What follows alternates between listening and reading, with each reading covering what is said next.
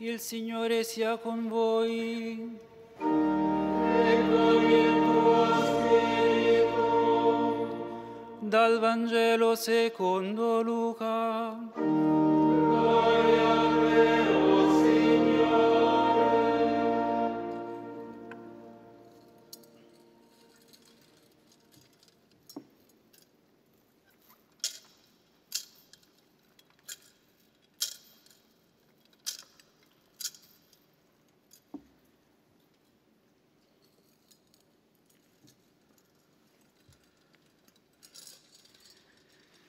In quel tempo Gesù venne a Nazaret, dove era cresciuto, e secondo il suo solito di sabato entrò nella sinagoga e si alzò a leggere. Gli fu dato il rotolo del profeta Isaia. Aprì il rotolo e trovò il passo dove era scritto: Lo Spirito del Signore è sopra di me, per questo mi ha consacrato con l'unzione e mi ha mandato a portare ai poveri il lieto annuncio, a proclamare ai prigionieri la liberazione e ai ciechi la vista, a rimettere in libertà gli oppressi e proclamare l'anno di grazia del Signore.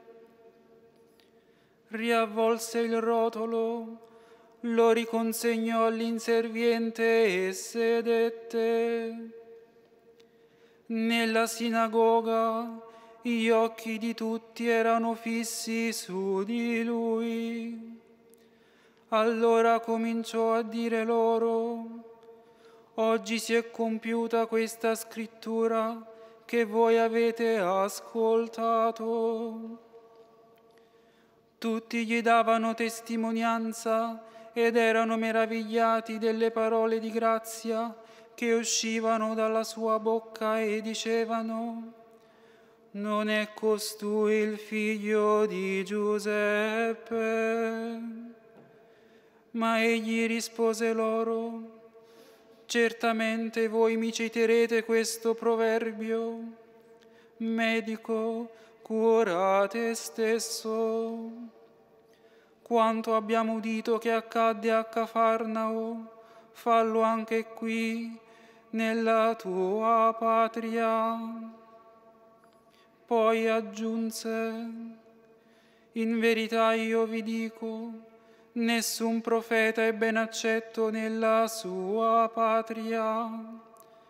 Anzi, in verità io vi dico, c'erano molte vedove in Israele al tempo di Elia, quando il cielo fu chiuso per 3 anni e 6 mesi, e ci fu una grande carestia in tutto il paese. Ma nessuna di esse fu mandato Elia, se non ad una vedova a Sarepta di Sidone. C'erano molti lebbrosi in Israele al tempo del profeta Eliseo, ma nessuno di loro fu purificato, se non Naaman il Siro. All'udire queste cose, tutti nella sinagoga si riempirono di sdegno. Si alzarono e lo cacciarono fuori della città e lo condussero fin sul ciglio del monte, sul quale era costruita la loro città, per gettarlo giù.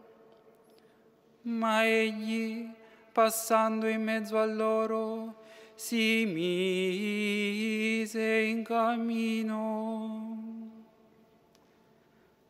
Parola del Signore.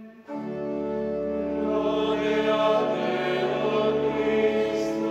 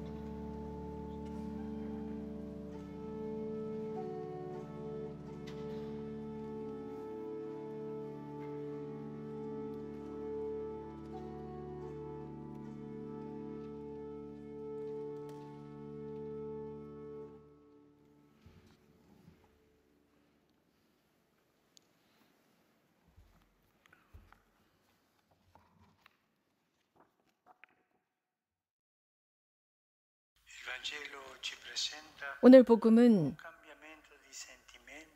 감정의 변화를 보여주고 있습니다. 예수님의 말씀을 듣고 있던 사람들의 감정 변화입니다. 아주 드라마틱한 변화입니다. 그래서 우리에게 보여주는 바에 의하면 박해와 십자가가 복음 선포와 연결되어 있다는 것을 보여줍니다. 주님의 은총의 말씀을, 주님의 입으로부터 나오는 그 은총의 말씀을 듣고 그들은 감탄합니다. 그리고 그런데 그 훌륭하다 감탄하던 것은 금방 사라져버립니다. 왜냐하면 그 중에 누군가가 작은 목소리로 수군되었습니다. 저자가 누구인가? 요셉의 아들이 아닌가? 라는 말이었습니다. 그 말 한마디가 바이러스처럼 아주 교활하게 퍼져나갔습니다. 사람들 사이에 말입니다. 그리고는 모든 사람들이 수군됩니다. 아니, 저자가 누구인가? 요셉의 아들이지 않은가? 였습니다. 자, 이것은 이 말이야말로 굉장히 애매모호한 말입니다. 그래서 어떤 통과할 수 있는 길을 열어놓습니다. 그래서 어떤 사람은 너무나 기뻐서 대단해, 너무나 훌륭해, 이렇게 겸손한 집안의 아들이 이런 권위를 가지고 말하다니 라는 감탄일 수가 있고, 또 하나는 경멸의 의미로 사용할 수 있습니다. 바로 이것. 아니, 이런 말이 어디로부터 오는 것이지? 자기가 감히 누구라고? 라는 경멸조입니다. 이런 경우는, 즉 이런 말은 제자들이 성령 강림절 충만히 성령을 받고 복음을 선포하기 시작할 때에도 그랬습니다. 그 중에 누군가가 아니, 저 모든 사람들 말하는 저 사람들은 갈릴레아 사람들이 아니던가? 라고 했고, 그 중에 몇몇은 그 말씀을 그냥 듣고 어떤 누군가는 저 술 취한 사람들이야 라는 식으로 허튼 소리야 라고 생각합니다. 그렇게 말을 했죠. 그래서 형식적으로 보면 여기에는 선택의 여지를 남겨놓는 것처럼 보입니다. 하지만 그 말의 효과를 생각해 봅시다. 그 구체적인 테스트, 즉 그 말이 내포하고 있는 암시하는 것은 폭력입니다. 예수님을 반대한 폭력이 담겨 있습니다. 이것은 이 말은 끌어당기는 힘을 지니고 있습니다. 그래서 누군가가 이건 좀 지나친데 라고 하면서 다른이에게 덤비거나 혹은 내버려 두고 떠나는 것입니다. 주님께서는 가끔은 침묵을 지키시기도 했고 호수 건너편으로 가시기도 했지만 이번에는 코멘트를 하시게 됩니다. 그래서 이런 악의 논리, 아주 단순한 마을 사람들의 단순한 수군거림처럼 보이지만 그 이면을 그대로 드러내십니다. 그런 속담을 우리는 알고 있습니다. 의사 선생님 몸 조심하세요 라는 말이 있죠. 이것처럼 가파르나움에서 한 사건이 일어났을 때 여기도 마찬가지였습니다. 당신의 고향이었습니다. 당신이나 잘하시오 라는 거였습니다. 당신 자신이나 구하시오 라는 거였습니다. 이것이 바로 도격입니다. 이 같은 말은 주님께서 십자가에 매달리실 때까지 쫓아다닙니다. 다른 사람들을 구했던 당신 아니요, 당신 자신을 구하시오. 우리도 구하시오. 이 말은 양쪽에 매달린 두 도둑이 한 말이었습니다. 그러나 주님께서는 늘 그러셨던 것처럼 악령과 대화를 하시지 않습니다. 단지 성경의 기록을 통해서만 답변하십니다. 심지어는 예언자들조차도 엘리야나 엘리세오도 자신들의 동족들의 말을 받아들이지 않았지만 페니키아의 과부나 시로의 나병에 걸린 이들, 이 두 이방인들이었습니다. 다른 종교를 가지고 있었던 이방인들, 그들을 도와줍니다. 그렇기 때문에 이러한 표징은 이미 시메온 예언자께서 그 늙은 카리스마를 지닌 그 예언자께서 예언하신 그것이 그대로 드러났습니다. 즉 예수님은 반대의 표적이 될 것이다 라는 말씀이었습니다. 예수님의 말씀은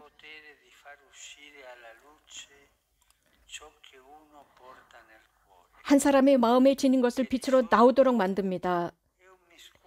일반적으로 가라지와 밀이 혼합되어 있는 것입니다. 이런 것은 영적인 투쟁을 만들어냅니다. 자비의 행위를 봅니다.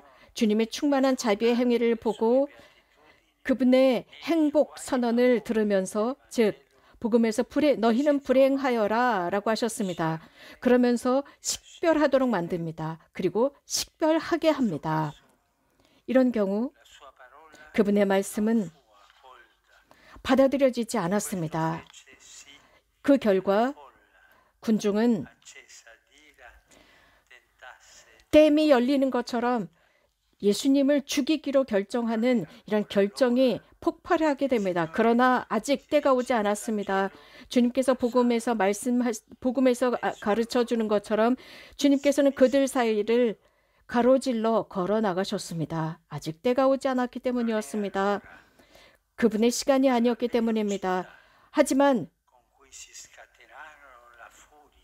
그들의 분노는 신속하게 퍼져나가고 그들의 간교한 잔인함은 신속하게 퍼져나가면서 그 순간, 같은 순간에 예수님을 죽이기로 합니다. 그래서 그들에게는 항상 그들의 시간이었습니다. 죽일 시간이었습니다. 저는 여러분들과 함께 이 순간에 대해서 나누고자 합니다. 사랑하는 사제 여러분, 기쁜 복음의 선포와 박해와 십자가의 순간은 함께 간다는 것입니다. 복음 선포, 이 복음 선포는 항상 구체적인 십자가와 결합되어 있습니다. 예수님의 그 말씀은 활짝 열려있는 마음 속에서 생산해냅니다. 그러나 그렇지 않은 마음에는 불안을 조장합니다. 우리는 이것을 복음 속에서 지속적으로 볼 수 있습니다. 좋은 씨앗이 밭에 뿌려졌을 때 60배, 90배, 100배의 열매를 맺습니다. 하지만 이렇게 열매를 맺는 밭을 보고 악령은 끊임없이 질투하고 시기하면서 계속적으로 한밤중에 가라지에 씨를 뿌립니다. 집요합니다. 자비하신 아버지의 감미로움은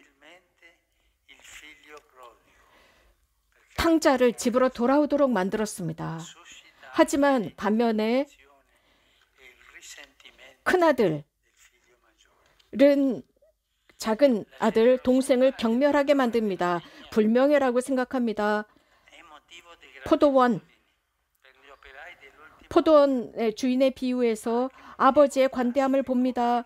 늦게 온 그 포도원에서 일하던 사람들에게 똑같은 보수를 지불합니다. 그러나 먼저 온 이 노동자들은 화가 났습니다. 경멸하고 수군대고 나쁜 말을 하기 시작합니다.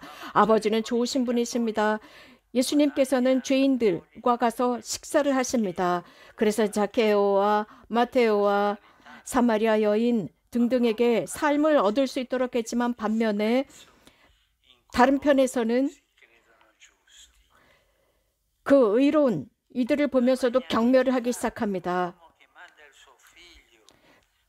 자신의 아들을 포도원으로 보냅니다. 그래서 포도원에서 일하는 사람들이 그 아들을 존중해 주겠지, 주인 아들을 존중해 주겠지라고 생각하는 관대함이 있었습니다. 그러나 그 포도원에서 일하던 사람들은 그 아들을 죽이게 됩니다. 이렇게 우리는 죄악의 신비 앞에 있습니다. 죄악의 신비, 의로운 이를 죽이는 죄악의 신비입니다. 사랑하는 사제 여러분, 사제 형제 여러분, 이 모든 것은 기쁜 소식과 박해와 십자가는 신비롭게 결합되어 있다는 것을 보여줍니다.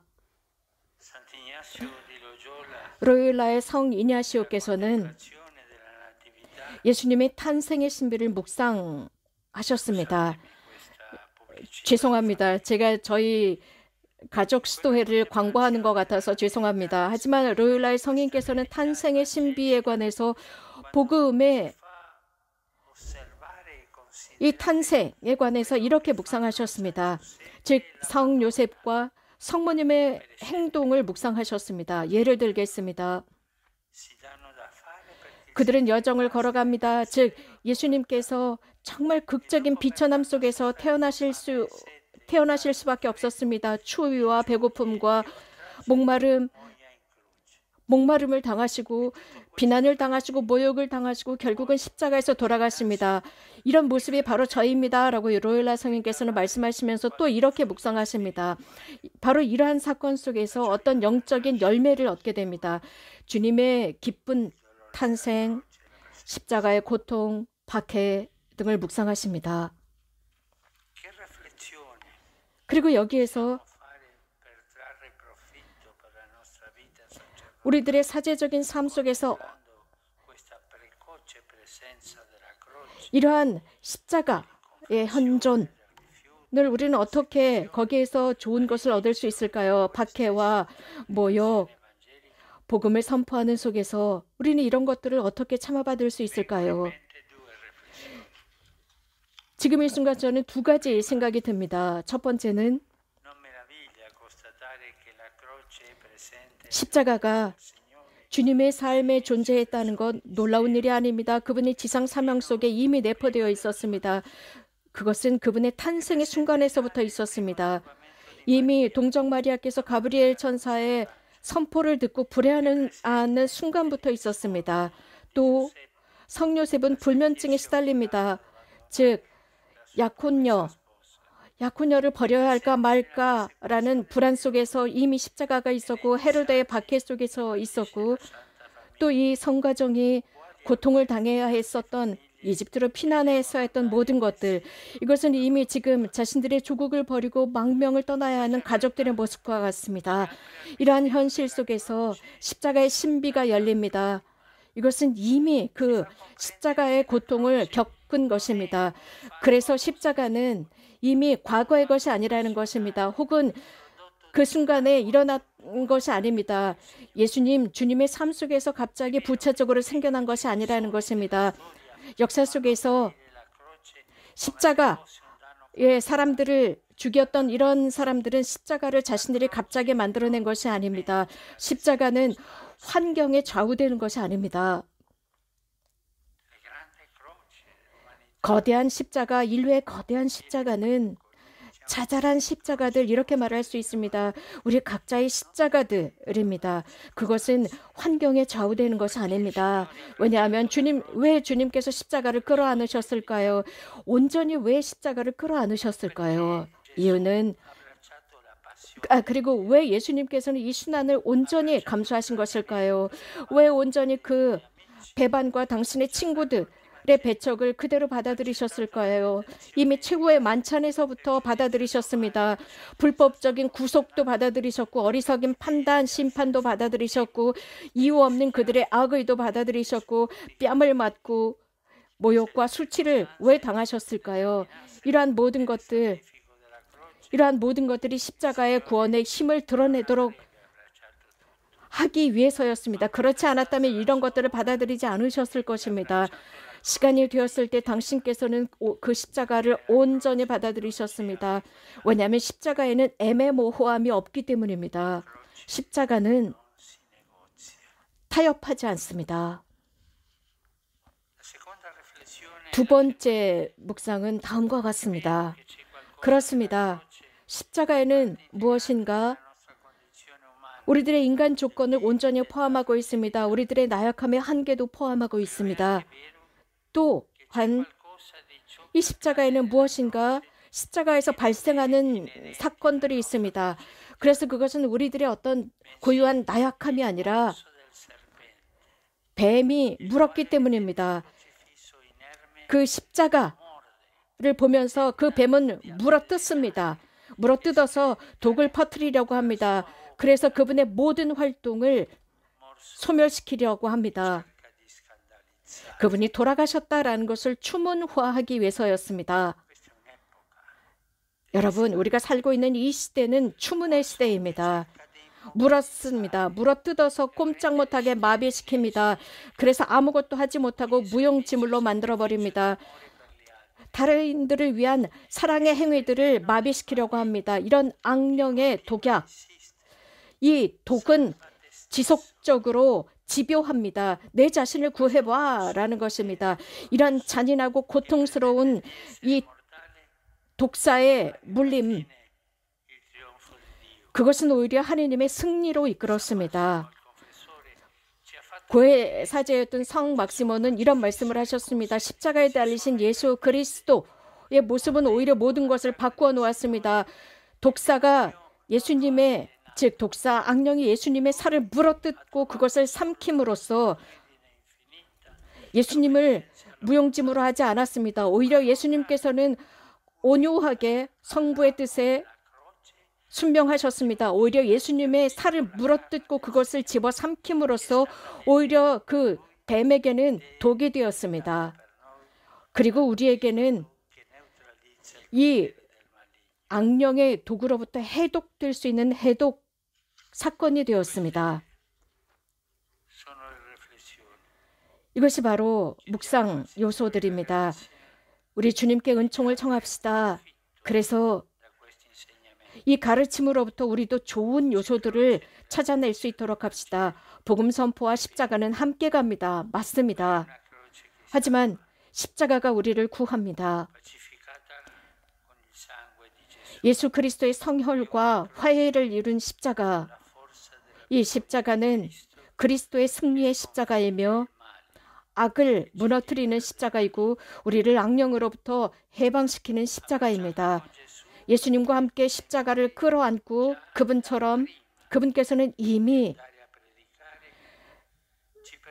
설교를 하러 가셨습니다. 그분께서 우리들에게 식별하도록 만드십니다. 우리들을 자극하십니다. 추문이라고 하는 독, 악령은 끊임없이 우리들에게 이렇게 독을 퍼뜨립니다. 우리가 고대하지 기대하지 않았던 그 순간 독을 퍼뜨리고 그래서 그것이 우리들의 삶의 또 다른 십자가가 될 수 있습니다. 하지만 여러분, 우리는 뒤로 물러서지 않는 사람들입니다. 히브리서를 쓴 저자가 그렇게 말했습니다. 우리는 뒤로 물러서는 사람들이 아닙니다.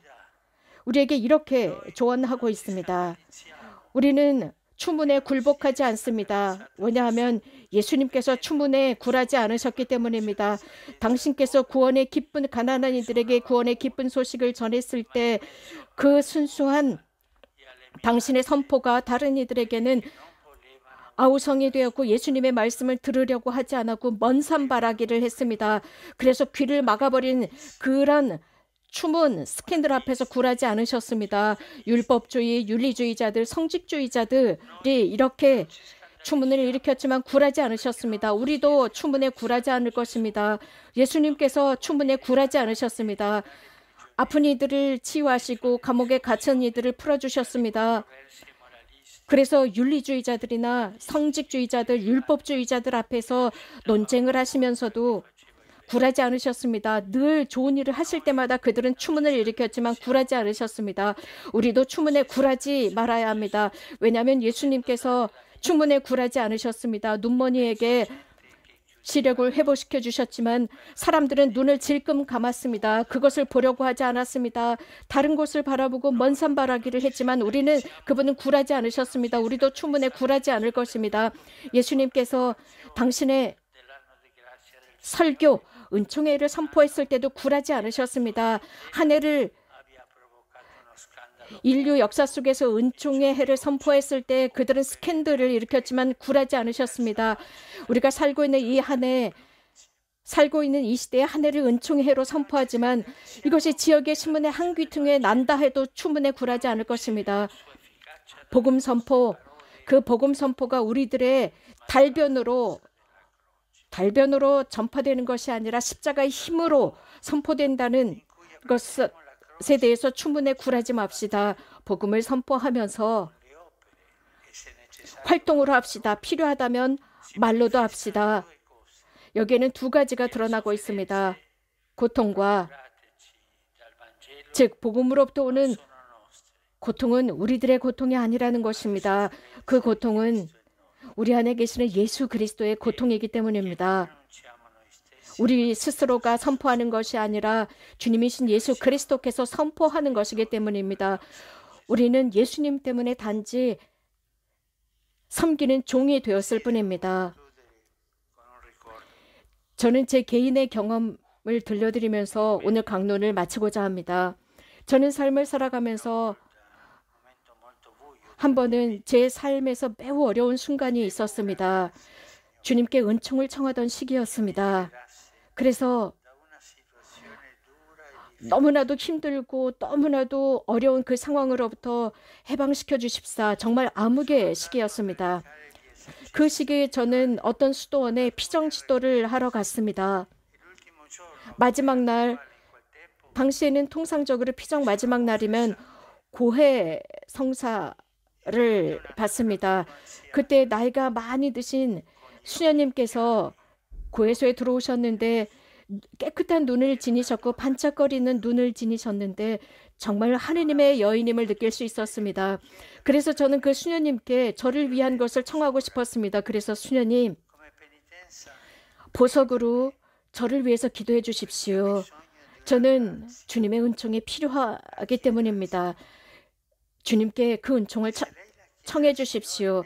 만약에 수녀님께서 그 은총을 청해 주신다면 분명 하느님께서 제게 은총을 주실 것 같습니다. 라고 했더니 수녀님께서 침묵을 지키고 조용히 계셨습니다. 한동안 침묵하셨고 저도 한동안 기다려야 했습니다. 기도하시는 듯 했습니다. 그리고 나서 수녀님께서 저를 쳐다보시더니 이런 말씀을 하셨습니다. 당연히 그렇게 하지요. 주님께서 분명 은총을 주실 것입니다. 하지만 조심하십시오. 하느님의 신성의 방법으로 그 은총을 주실 테니까요. 라고 했습니다. 자, 이것은 저에게 아주 좋은 일을 해주었습니다.